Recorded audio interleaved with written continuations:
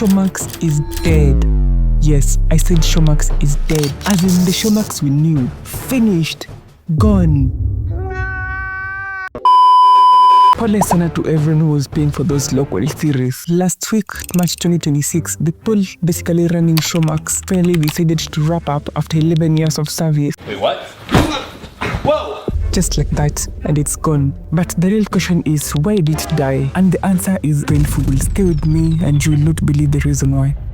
Okay, quick rewind. Showmax was launched in 2015 by DSTV MultiChoice, the same guys behind DSTV and GoTV. The idea was simple: make an African Netflix. African stories, African actors, African audiences. And honestly, for a while it worked. They gave us shows like Spinners, Nigerian dramas, and local content. By 2020, they had millions of subscribers across Africa. But there was a problem. They were losing money, real money, a lot of money. What did you say? But before we even talk about business, let us talk about the real issue, data.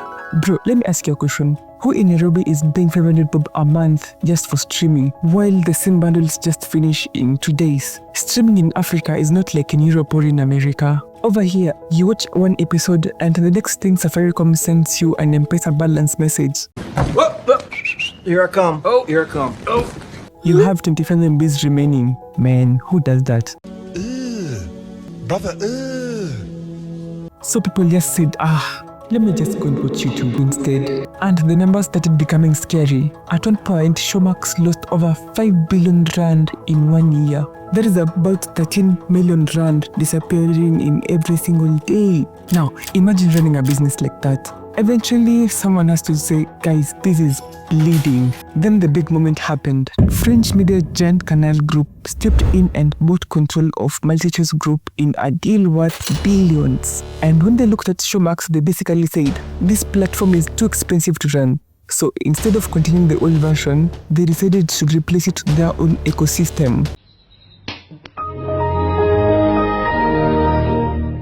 Meaning the Showmax we knew for the last decade, yeah, that one is basically dead. And honestly, this is the sad part, because it really doesn't only affect the viewers. It affects Kenyan actors, filmmakers and producers. A lot of people are depending on Showmax to fund African stories. Now the opportunities, they might shrink.